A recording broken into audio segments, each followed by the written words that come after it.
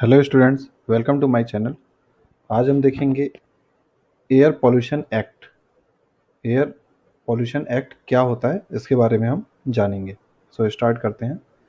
The government of India passed this act in 1981 to clean up out air by controlling pollution.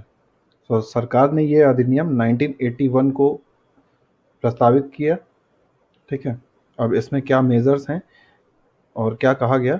It state that sources of air pollution such as industry, vehicle, power plant etcetera are not permitted to release particulate matter, lead, carbon monoxide, sulphur dioxide, nitrogen oxide, volatile organic compounds.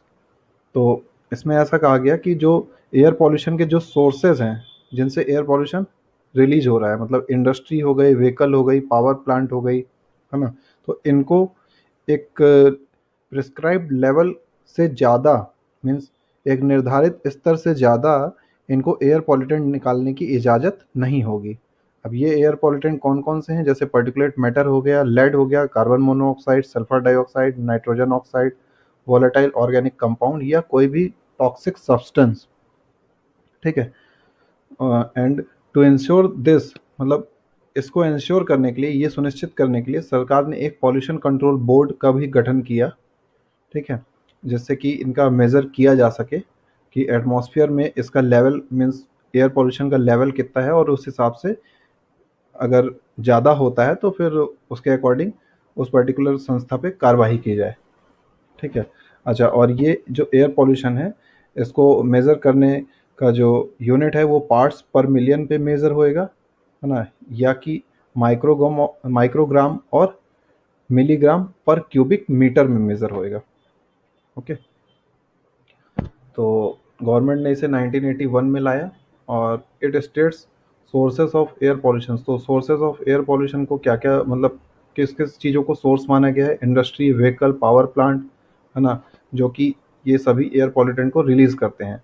The particulate matter and gases that are released by industry and by car, buses and two wheeler is measured by using air sampling equipment.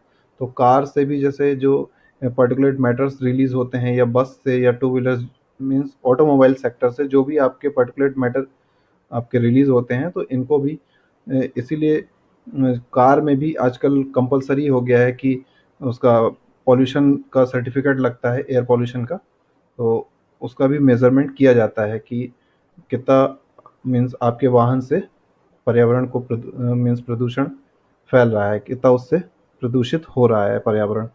The act is created to take appropriate steps for preservation of natural resources of earth, which among other things include the level of air pollution। तो इस act को इसलिए बनाया गया to take appropriate steps for preservation of natural resources. जो natural resources हमारे available हैं उनको कैसे प्रिजर्व करके रखा जाए। ठीक है, तो इस वजह से इस एयर पॉल्यूशन एक्ट को बनाया गया 1981 में। तो इसके ऑब्जेक्टिव क्या थे। To provide for the prevention, prevention मतलब उसको रोकना, एंड कंट्रोल मतलब नियंत्रण, and abatement of air pollution, abatement मतलब उसको कम करना। तो इन चीज़ों का ध्यान रखा गया कि उसको रोकना है और नियंत्रित करना है, और जो है उसको और कम करना है। To provide for the establishment of central and state board with a view of implement this act.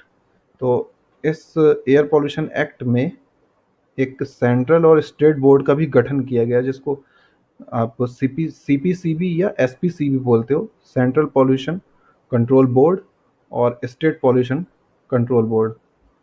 ठीक है, to confer the boards the power to implement the provision of act and assign the boards function relating to pollution. तो इन बोर्डों को basically power दिया गया कि आप इस एक्ट को इम्प्लीमेंट करिए। ठीक है, तो सीपीसीबी को भी अधिकार दिए गए हैं और एसपीसीबी मतलब स्टेट बोर्ड को भी ये अधिकार दिया गया है। ओके, सो यहाँ पे कुछ डेफिनेशन है जो बताई गई हैं air prevention and control of pollution act में। बेसिकली इसका नाम air prevention and control of pollution act है ना, इसको एयर पॉल्यूशन एक्ट भी बोला बोला जाता है। तो इसमें सेक्शन 2A जो है, तो वो क्या डिफाइन करता है। an air pollutant as any solid, liquid, or gaseous substance which may cause harm or damage the environment, human, plant, animal, or even damage property. तो कोई भी सॉलिड, लिक्विड या गैसियस सब्सटेंस को एयर पॉल्यूटेंट बोलेंगे जिससे कि हमारे वातावरण, मनुष्य और जो प्लांट हैं, जो एनिमल हैं, और जिनसे कि हमारी प्रॉपर्टी भी डैमेज हो रही हो, तो उसको क्या बोलेंगे? एयर पॉल्यूटेंट बोलेंगे। A 1987 amendment to the Act also added noise in the list of harmful substance। तो 1981 में ये एक्ट आया, बट 1987 में नॉइस को भी इसमें इंक्लूड कर दिया गया। ठीक है। The air act define air pollution as the presence of any dangerous pollutant that makes the air unbreathable. तो एयर पॉल्यूशन में मीन्स ऐसा डिफाइन किया गया कि ऐसा एयर पॉल्यूशन जिसकी वजह से हमको सांस लेने में भी दिक्कत हो रही हो बेसिकली। ठीक है। और इसमें सेक्शन 2G के अंतर्गत आपका CPCB और SPCB का गठन किया गया। जो सेंट्रल पॉल्यूशन कंट्रोल बोर्ड है वो सेक्शन 2G के अंतर्गत डिफाइन किया गया है एयर पॉल्यूशन एक्ट में। ओके।